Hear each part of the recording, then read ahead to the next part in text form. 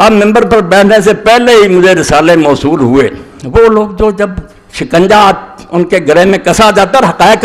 چھوڑو جی یہ بات سے کیا رہے نہیں، آپ لوگ ون وے ٹریفک چلانا چاہتے ہیں، ایک رٹی رٹائی کہانی رسالے چھاپتے ہیں، کربلا کی کہانی ابو جعفر محمد باقر کی زبانی، یہ ہر حدیث کے پاس ہے، چھاپتے ہیں۔ اور وہ شخص جو مفسر قرآن ہے اس دور میں کہلاتا ہے اور سعودی حکومت اس کا قرآن چھاپتی ہے، حسن البیان، مولانا صلاح الدین یوسف، وہ ایک کارنامہ سر انجام دے رہا ہے۔ یہ کتاب بھی میرے پاس اسی کی ہے، امام محمد باقر پر تہمت لگا کر کہ امام حسین کا پوتا اپنی زبانی بیان کرتا ہے، سارا واقعہ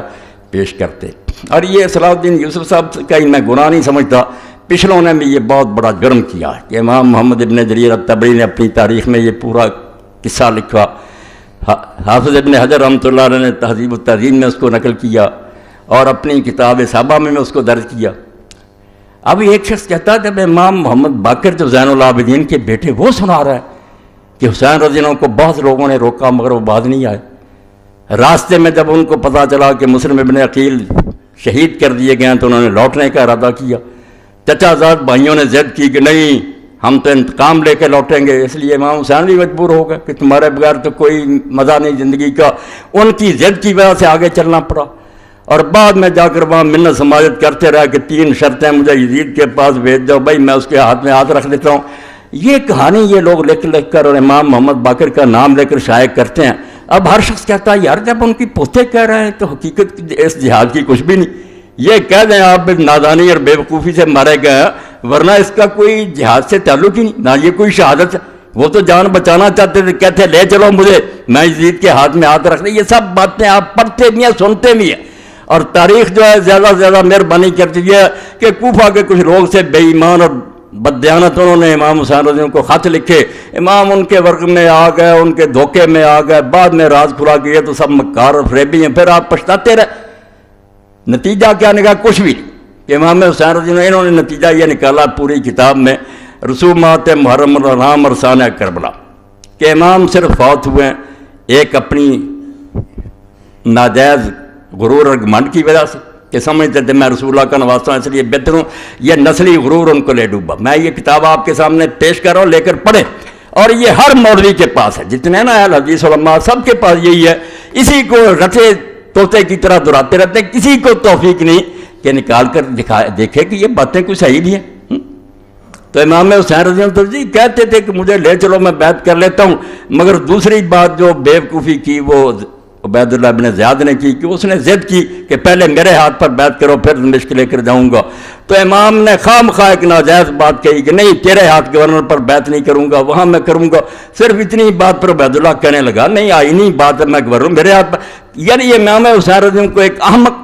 ضدی اور مغرور آدمی ثابت کیا جو خواہ مخواہ اپنی جان دے گیا ورنہ کچھ حقیقت نہیں۔ اور اس نے صاف صاف لکھا کہ یزید کو بیعت کا مطالبہ کرنے کا کیوں حق نہیں تھا، کیونکہ جب سوائے 2 آدمیوں کے عبداللہ ابن زبیر اور امام حسین کے ساری سلطنت میں لوگوں نے اس کی بیعت کر لی تھی، وہ کیوں نہ بیعت مانگتا، امام حسین جھوٹا تھا۔ یہ پوری کتاب ہے۔ اب ہم اس کا جواب اگر میں دوں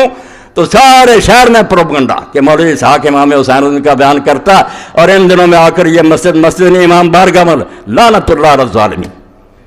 اللہ کے نامراد ظالم بندو، یزید کی حمایت میں تم کتابیں لکھو، امیر المومنین یزید رحمۃ اللہ علیہ جگہ جگہ اس میں لکھا، اور ہم امام حسین رضی کا بیان کریں اور آپ لوگوں کو یہ توفیق ہی نہ کہ پوری کتاب میں نہ ابن تیمیہ کو یہ توفیق ہوئی، اللہ انہیں بھی معاف کرے، نہ انہیں ملی کہ رسول اللہ کی وہ حدیثیں تو کہیں ذکر کر دو کہ حضور نے پہلے بتایا نہیں تھا امام حسین رضی کے بارے میں، وہ صحیح حدیثیں نہیں ہیں، ان کو چھوتے تک نہیں، خطبے ہو رہے ہیں، کتابیں لکھی جا رہی ہیں، نہ کئی تنظیموں کے سربراہ میں ان کا نام کہہ لو وہ بھی لکھ دیتے ہیں سانحہ کربلا، کوئی نہیں یہ اٹھا کر دیکھتا کہ تاریخ کی جھوٹی روایتیں، یہ جو میں نے لکھ دیا کہ محمد باقر رحمۃ اللہ علیہ کی زبانی، اس کے بارے میں تو آپ سمجھ لیں کہ جہاں جہاں یہ لکھی ہے بالکل جھوٹ کا پرندہ، اس میں زکریا بن یحییٰ ضریر مجہول ہے، اور آگے چل کر جس نے یہ کہانی گڑھی ہے خالد بن عبداللہ الکسری، مکہ معظمہ میں بدقسمتی سے جو لوگ گورنر رہے ہیں ان پر پوری ایک کتاب ہے غایۃ المرام، اس میں اس کے حالات پڑھیں، اور امام ذہبی جو لکھتے ہیں کہ ناصبی الشباب مکے کے ممبر پر چڑھ کر جو حضرت علی رضی اللہ عنہ کا علانیہ لعنت کرتا تھا وہی عبداللہ بن خالد کسری تھا، جس نے یہ کہانی گڑھی کہ امام حسین کے بارے میں یہ بات پھیلا دو کہ وہ تو واپس آنا چاہتے تھے، وہ تو یہ شرطیں پیش کرتے تھے, انہیں تو لوگ روکتے تھے. میں کہتا ہوں اس جھوٹے اور حضرت علی رضی اللہ عنہ پر لعنت کرنے والے کسی والے آؤ کہیں دنیا سے کوئی کتاب جس میں یہ آتا ہے کہ امام حسین رضی اللہ عنہ واپس آنا چاہتے تھے. خود یزیدی اور بنو امیہ کا گورنر کہانی گرے اور امام محمد باقر کے ذمہ لگا دے, اور تم اس کو یہ شائع کرو کہ کربلا کی کہانی محمد باقر کی زبانی. محمد باقر رحمۃ اللہ علیہ نے ان میں سے کوئی بات نہیں کہی, یہ سب جھوٹی باتیں. میں نے 2 راوی جو ہیں ان کے نشان دے دیے, اصل سند جو ہے وہ تبری میں جہاں سے پتہ چلتا, باقی انہیں جو بلا سند کی نقل کر رہی ہے نا کیسا ایسا, شروع کہاں سے ہوتی ہے, کون بیان کرتا؟ زکریا بن یحییٰ زریع مجہول, اور آگے کون ہے؟ خالد بن عبداللہ الکسری جس کو کہتے ہیں بغیض ناصبی, ایسا دشمن علی کہ مکہ کے منبر پر حضرت علی رضی اللہ عنہ کی لعنت کرتا تھا. مگر ایسے لوگ پھر ان کو اللہ تعالیٰ معافی نہیں دیتا. آخر میں خود بنو امیہ نے اسے معذور کیا, اور جس برے طریقے سے اس کو پھر کوڑے لگائے اگر سزائیں ملی وہ تاریخ کا ایک حصہ وہ پڑھنا چاہیے کہ ظالم کی گرفت کیسے ہوئی. پھر اس کی کہانی لیے پھر تو دشمن اہل بیت کی کہ امام محمد باقر نے یہ کہا. تو اللہ کے لیے توبہ کرو,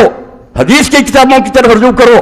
حسین رضی اللہ تعالیٰ عنہ پاگل تھا اور کسی ظالم نے آج تک نہیں کہا, اور یہ بات جو اس کو بیان نہیں کیا کہ کوفہ بلانے والے تھے کون. امام حسین رضی اللہ بچہ تھا جو لوگوں کے بلانے پر چلا گیا, جو اٹھتا کہ کوفہ والوں نے بلایا اور بعد میں انہوں نے پورا نہیں کیا. ظالموں شرم کرو, وہ بلانے والا وہ جو امیر معاویہ رضی اللہ اس کے پاسن بھی نہیں. حضرت سلیمان بن سرد رضی اللہ کو کہتے ہو کہ جھوٹا تھا. 5 آدمی ہیں جنہوں نے پہلا خط لکھا اور اپنے گھر میں جس نے دعوت دی لوگوں کو بلایا کہ اللہ نے ایک طاغوت سے ہماری جان چھڑائی اور ایک دوسرا ظالم مسلط ہو گیا, آؤ حسین کو کھڑا کرو اور اس کا ساتھ دو, ان ظالموں سے جان چھڑائی. وہ خط پڑھو اس کا صحابی کا, امیر معاویہ رضی اللہ کا پتہ لگے کہ وہ صحابی کیا سمجھتے تھے کہ ایک طاغیت طاغوت مرا اور ایک اور مسلط ہو گیا ہماری گردنوں پر.